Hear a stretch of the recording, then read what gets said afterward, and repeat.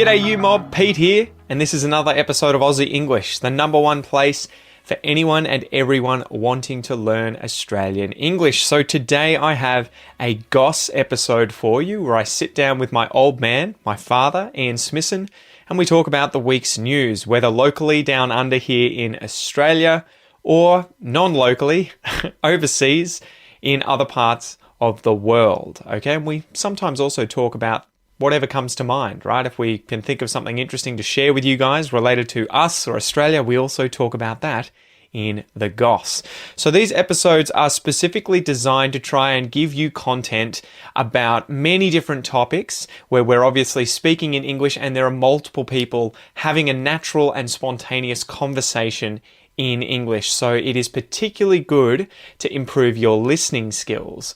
In order to complement that though, I really recommend that you join the podcast membership or the academy membership at aussieenglish.com.au, where you will get access to the full transcripts of these episodes, the PDFs, the downloads, and you can also use the online PDF reader to read and listen at the same time. Okay, so if you really want to improve your listening skills fast, get the transcript, listen and read at the same time, keep practicing, and that is the quickest way to level up your English. Anyway, I've been rabbiting on a bit. I've been talking a bit.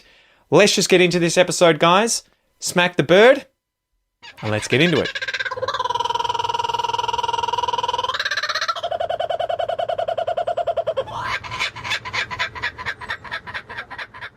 Dad. Pete, hang on. Got to do it. This one's not beer, though. No, we're taking it easy. I'm going to be rude. I've got to do the slurp to get rid of the dregs off the top of the can before I drip them on my shirt. What are the similarities and differences between Australia and New Zealand? Yeah. It's so funny. I opened it up on Reddit. This is under Ask an Australian, as I The always original say. post disappeared. Yeah, that's weird, all isn't the comments are still there. Yeah, it says- I'm not a Reddit person, but it happens every now and then where the original post has disappeared, but all of the replies are still there. Yeah, no, it's a bit of a bizarre thing. Anyway, what would Mind you you, the say questions prior to me reading out any of these? The accent. Yeah, any of these ones. And here. apologies to my New Zealand friends. There was about my taking the piss for your accent. They probably do the same for us. So. No, New Zealanders can't do an Australian accent. Like Australians can't do a New Zealand accent. Yeah, that's it. That's what they'll be saying. And they both get accused of being South African, which is an ultimate insult in accent. Have you heard what a South African accent sounds well, there's an English South African, and then there's the Afrikaner accent. Yeah, it's a weird one. Anyway, New what Zealand are some of these similarities? What would you say are the similarities? Are there more similarities than differences? Well, depending on where you put the stake in the ground to start with. If you're talking about, what are there, 200 and something countries in the world? 195. Then you just made that up? No, I read that today. Well, and then there are some principalities and things that probably don't count as a country. But anyway, let's call it 200. Round it at 200 or 195. Hey Siri. Don't mention the S word. It's all right. It's not. Mine's in Portuguese, so it doesn't answer. What's Portuguese? It'd be Hey Siri. No, it's not doing it. No, not going to do it. So if you were to say how close is any other country to Australia, New Zealand is by far the closest. Isn't Indonesia or Papua New Guinea? No, not in geography. Yeah. Gotcha. Papua New Guinea is the closest. Indonesia second. East Timor, then Indonesia. I'm not sure whether East Timor or West Timor is closer to Australia because the Timor Island is sort of parallel to the Australian coast. But so it's probably East Timor and then Indonesia and then New Zealand geographically. But in terms of culture, then they are clearly most similar. The single biggest difference, other than me taking the piss with the accent, and look, a lot of people can't tell the difference. A lot of non-Australians. But this is me and Canadians. I find that so difficult to pick apart. Like at least the West Coast American accent and Canadians. Yeah, it's harder to pick at somebody from British Columbia and California. Yeah. But Like you if you go had to Vancouver, yeah, right there, you go oh to my well, God. forget the French-speaking ones because you can pick somebody from Quebec. Quebec, or a French speaker from New Brunswick easily, and you can pick somebody from Nova Scotia. And Newfoundland is completely different. They have just the weirdest accent, but yeah. So there are bigger variations in North American accents than there are in Australia or New Zealand. New Zealand's accents tend to get more different from Australia the further south you go in New Zealand. Yeah. They get more Scottish sounding. No, really? That's right. I remember we had a New Zealand teacher who would always say a wee bit. Oh, yeah, wee bit, that's very a wee New Zealand. something, as in a little bit. And it was, I imagine she's from the south part where there's loads of Scots, because no one says that in Australian English. No, they don't say that. But it's a very New Zealand thing and a very Scottish thing to say. Yeah. But I think apart from the accent thing, which by far the biggest difference is the... it's hard to say indigenous culture because I don't think the Maori even claim to be indigenous to New Zealand because they're Polynesian. They've only been there about 800 years. Yeah. And so they are Polynesian. They identify as Polynesian rather than New Zealanders, but clearly they've got an 800-year history of having migrated to New Zealand. But the Maori culture is much more part of mainstream culture than our Aboriginal culture is in Australia. But that's no surprise because there is about 1/3 of the New Zealand population is Maori or Pacific Islander, other Polynesians, as opposed to roughly 2 to 3% in Australia as identify being Indigenous Australians. So there's no surprise there. But they also have they're the only semi, in this case, but Indigenous people in the world who have never been conquered.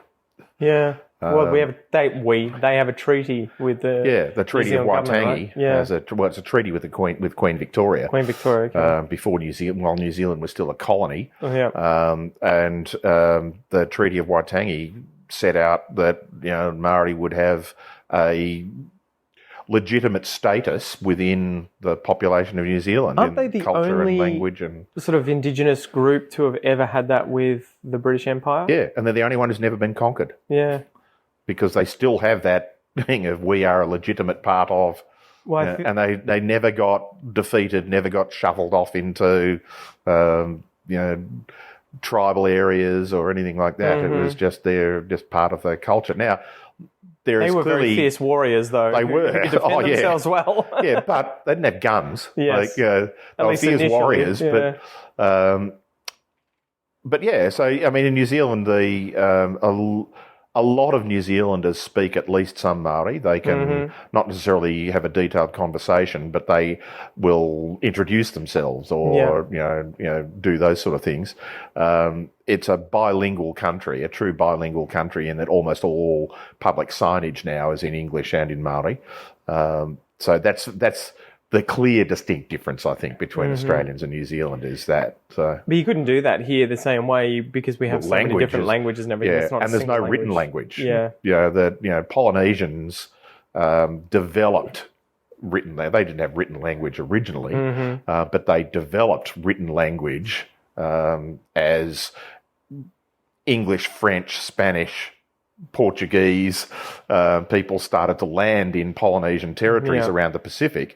They developed the ability to, well, not the ability, they didn't need it, but the Europeans wanted to write down that language, and so there became a standardised way of writing out that language. Whereas the Indigenous languages in Australia have never had a written thing. It's always been. You can look at the number of ways that the Wathaurong people in the region are referred to.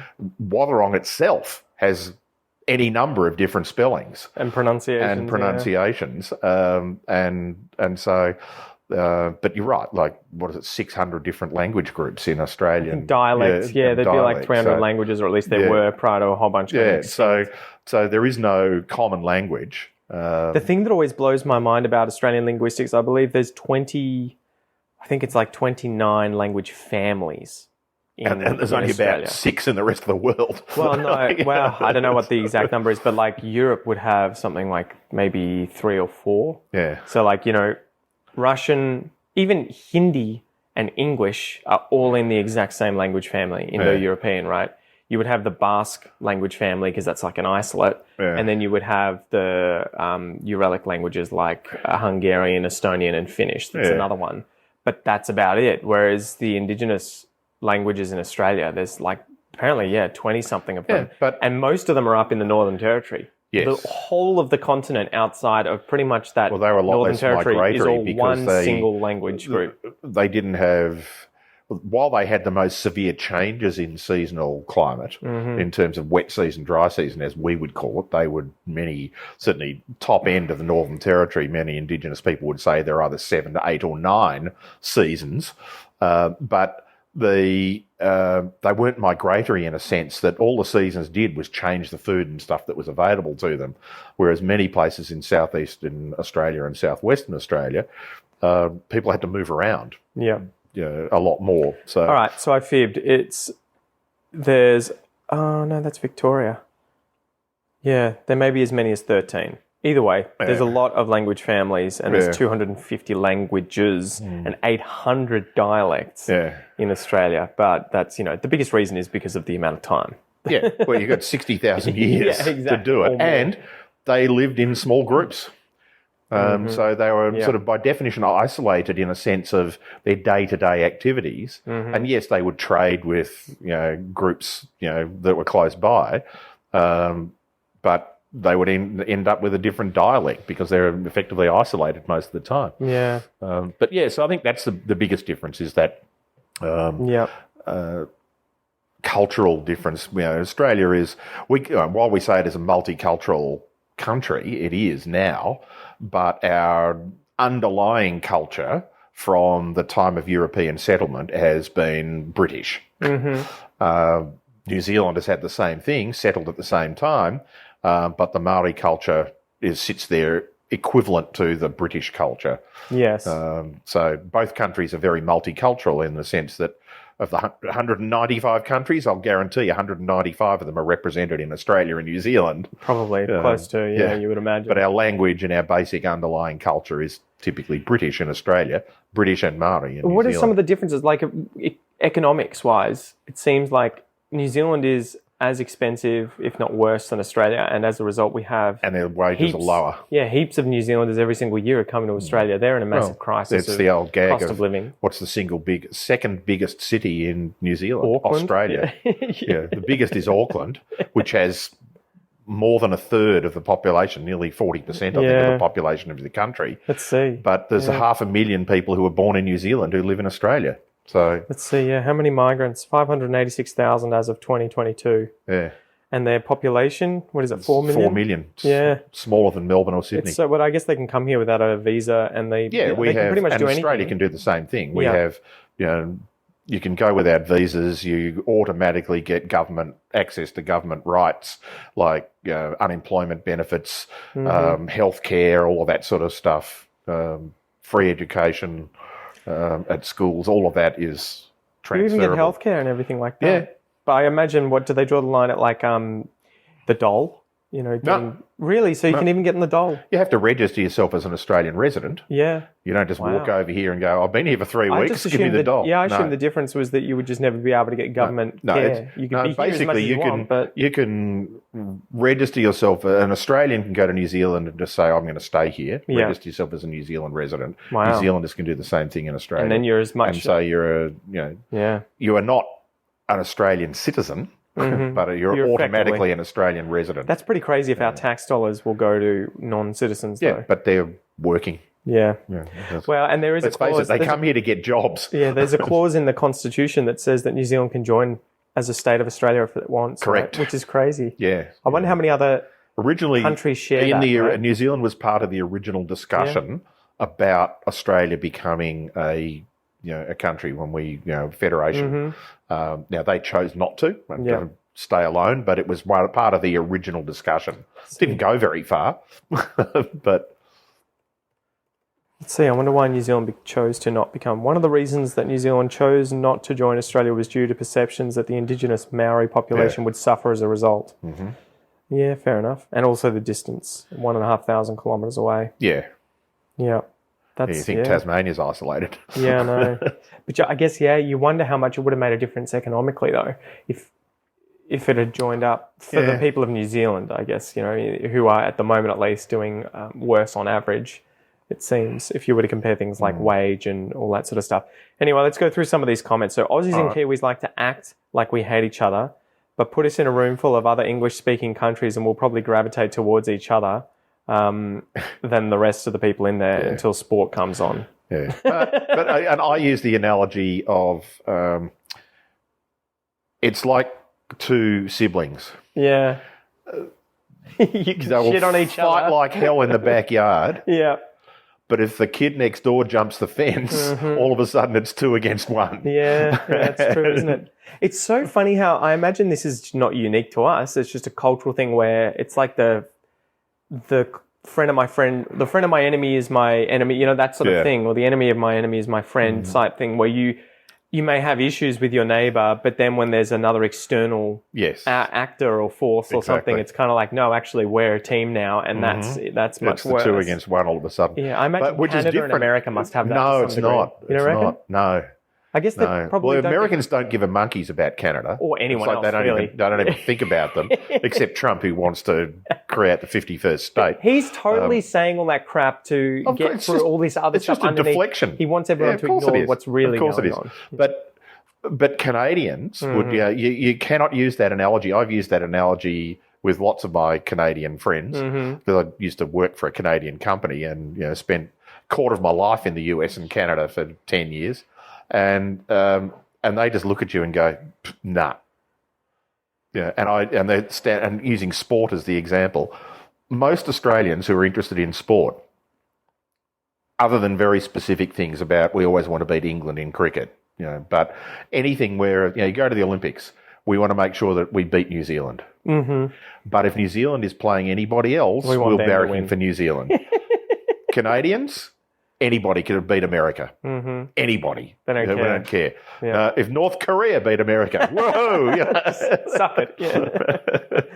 So Canadians just don't have that same relationship. Interesting. Yeah. Because I don't think, I think firstly, there's Canada and the US are contiguous in that they share a border. Mm-hmm. And it's a very long border. I think it's the longest border in the world. Yeah, maybe Russia and China between two countries. Between two countries, but it's also that the US has always been the economic big brother. They're 10 times the size of Canada in population and probably 20 or 30 times the size in economy. So Canada has always had to fight for economic independence. Yeah, and it's taken for years to have decades, centuries of the development of those two countries to actually have a fair trade agreement between them. Yeah. Now they threw Mexico into it as well, which makes sense too. Mm-hmm. But it was all US driven. Yeah. Canada have always wanted it. Mexico had always wanted it. The US are going, no. And then all of a sudden it made sense. Whereas Australia and New Zealand have always had that, we just treat you as us, That's politically and economically. All right. The next one, this is funny. You will find that Australians tend to live in Australia, whereas Kiwis tend to live in Australia. Yeah. There aren't many, like you said, 500 and something thousand. Yeah, that's pretty crazy. New Zealand immigrants. I wonder, to Australia. Which country? There aren't more. There aren't many more. There aren't many Australians going to live in New Zealand. So I wonder if New Zealand is the country that the most Aussies live in outside of Australia. No, it's not. No. The UK, then the United States, then New Zealand, then Canada. So 160,000 Australians live in the UK as of 2021, 100,000 as of 2019 in the United States, and 76,000 in New Zealand, as opposed to 500,000 coming the other way. Yeah. It would be a nice place to go, but I imagine it would wear off pretty quickly, where it would get very cold and... New Zealand? Yeah, expensive. Well, it's not cold. Well, it depends where you live, I guess. Yeah, colder. Auckland's like Melbourne. Doesn't get as hot, but doesn't get as cold in winter. Yeah. So. Firstly, Australia and New Zealand are very similar. So much so, there is an almost sibling-like relationship between the two. There you go, we've already talked about that. As someone else touched on, though, New Zealand Indigenous culture is embraced a whole lot more than Australia does its own. Although, again, we just don't have one culture, and that's the issue. I think if we did have just one Indigenous culture here in Australia, it would be a completely different story. You'd have this language taught in schools. Yes. Everyone would be a much more, all over the country would know about this one culture shared, all that sort of stuff. Australia is huge by comparison, being approximately 29 times the size of New Zealand. Yeah. New Zealand's climate is fairly consistent across the country. However, in Australia, it varies widely across the country. Or wildly, depending on how you want to look at it. And wildlife between the two is quite different too. Yes. Yeah, I think a lot of these do tend to be this rivalry, and then they talk about like Maori Indigenous differences. But it is interesting, isn't it? Yeah. I mean, geographically, very different, obviously. Australia's size. There aren't deserts in New Zealand. There'll be some spots that you can sort of call deserts, but they're very big. You can walk across them. But we are nowhere near as mountainous as they are, and they're much more geologically active. Yes. Constantly got volcanic activity and earthquakes going all the time. So I know, it's absolutely nuts, right? Very rare in Australia. Well, and that would be one of the big ones there. Skiing would shit all over ours. The amount of like huge mountains they have that you can go skiing on, and the snow cover and all that sort of stuff. Yeah, and being further south as well, in the South Island, being further south than Australian ski resorts, it means they last longer too. Yeah. And winter. Our winter doesn't last very long. So. Yeah, you get a handful of months, right? Yeah.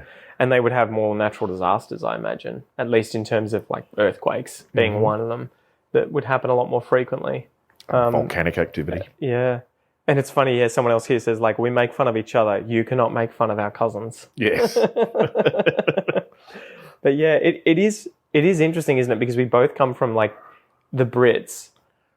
But we don't really have that kind of same attitude towards the Brits, seeing them as like a sibling or a cousin or anything, more like a parent kind of relationship where we kind of, there's not that same kind of, don't you talk about the Brits that way. It's sort of like, oh yeah, fuck them, Yeah, pretty much. Like, if anyone, I mean, that's not to say we don't love, the Brits at times, but if you met, say, like an American who was shitting all over New Zealand, you would probably be like, mate, yeah, cut it out. Pull your thumb out. Yeah. Whereas if they were shitting on the Brits, you'd probably be like, yeah.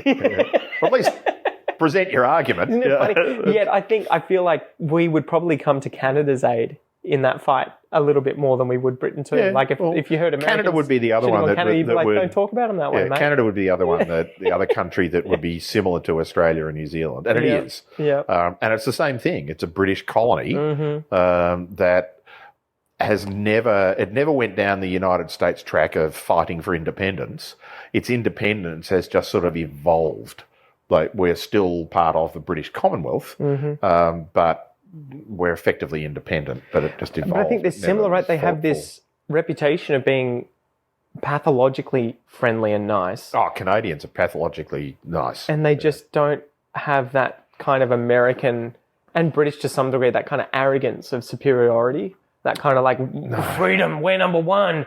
Or the British kind of like that upper class kind of tinge to it quite often. Where that you're used to be my standard line. I said, having spent a lot of time in the US, and I've probably said this before, of, the Americans are born with a tattoo on their forehead that says, I was born in the greatest country in the world. And it's written in reverse, so they see it in the mirror every morning. And I joke about that with them, and they go, oh, of course it's the greatest country in the world. I said, you haven't been to New Zealand. You haven't been anywhere else. And I'm not even being parochial about that by saying, because I'm an Australian. I said, seriously, you haven't been to New Zealand. Name anything. New Zealand wins. But you wonder how much... And they all look at me and go, what are you talking about? I said, just name something. It doesn't matter. New Zealand wins. You wonder how much, though, a big part of their kind of self-arrogance and love of their own country as being number one is like taught through high school and primary school, right? Yeah. Because they have so much more of a kind of patriotic upbringing. Yeah, and that comes from fighting for their independence. Yeah, that they grew up beyond the War of Independence. Americans grew up fighting to be free and independent and proud of it. Yeah.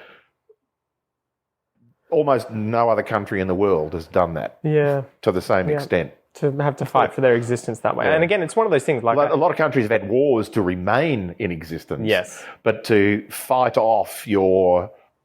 the the country that created you. It's, almost nobody else has done it. So correct me if I'm wrong in the comments. I'm sure there's other situations, but it is one of those interesting things, like, just how different culturally America is from, I think, any other English-speaking country, right? Like, they just do have their own really unique view of themselves, and I think, too, of the rest of the world. You know, I think a lot of Americans, you wonder if you were to sort of survey the average American how much they would know about the rest of the world compared to people from other parts of the world. Oh, yeah. Like if you were to interview people from Norway or Australia or Canada or France. Well, yeah, whatever. I think, and there's some sort of semi-unique parts of that, because Australia and America are very similar in a sense of geography, in that we are huge as a landmass. Australia doesn't have a big population, but so that your average American, whatever that means, because there are so many different places and different sorts of cultures and things within the United States. But your average American, the stereotype, the cliche, doesn't travel outside the United States. Yeah. You don't have to, because there are so many other places you can go in the United States. Well, and that's the weird thing too, right? It's not they don't travel. Any American you meet in Australia is almost certainly going to be a Democrat. Yeah. And very worldly and really nice. Yeah. And not like guns. Yeah. You know, like you're going to meet these Americans and you're like, oh, these are the ones that get escape velocity. Yes, exactly. Flip that round to Europe. How many countries are there in Europe? 30-ish. You can travel from one side of Europe to the other in less time than it takes to cross the United States or Australia. For like $100. And you can go to another country in... if you're in the middle of Germany, you can go to 3 or 4 other countries in a half a day's drive. Yeah, it's nuts. And Germany is second biggest country, in, take out Russia, second biggest. I think France or Germany are about close, but go to the middle of France. Half a day's drive, you're out of France. Yeah. So lots of Europeans just travel. Yeah. They almost all speak multiple languages. You're going to be aware. Because they're constant, and certainly in your generation, in the last 30 to 40 years, with the common, European common community, the European common, the EU, that they are effectively one economy. So it's free trade, free travel. So it would be interesting to know more, I guess, about European countries and how they view themselves, like, to one another, because there must be so many of these types of Australia and New Zealand type relationships between neighbouring countries, all worse or better. I think they're all heavy rivalries, right? And those rivalries have got long-standing geopolitical history. Yeah. Of the border between modern Germany and Poland has been so flexible over even just the last 200 years. Yeah. France and Germany, the same thing. But England and France through invading one another and taking over each other. But then you would imagine the Scandinavian countries like, Sweden, Norway and Denmark, you would imagine they're probably a lot more, at least in modern times, sibling-type relationships between them than they are, say, like America and Australia type. Sort of like, again, it's almost like this domineering kind of stepdad parent kind of relationship, right, with America, whereas like Great Britain's the mother, and we have this incredibly large, violent stepdad that kind of protects us, but also forces us to do whatever it wants. Yeah. Anyway, that's probably a fun place to end. Oh, yeah. You'll have to let us know, guys, if you've travelled to New Zealand and have also spent time in Australia, what you think the differences are like, and if you're from another country where you have these types of relationships with neighbouring countries. Yeah. Because it's always interesting to know about those sort of, situations. Anyway. Thanks for hanging out. We'll chat next time. Bye. See ya.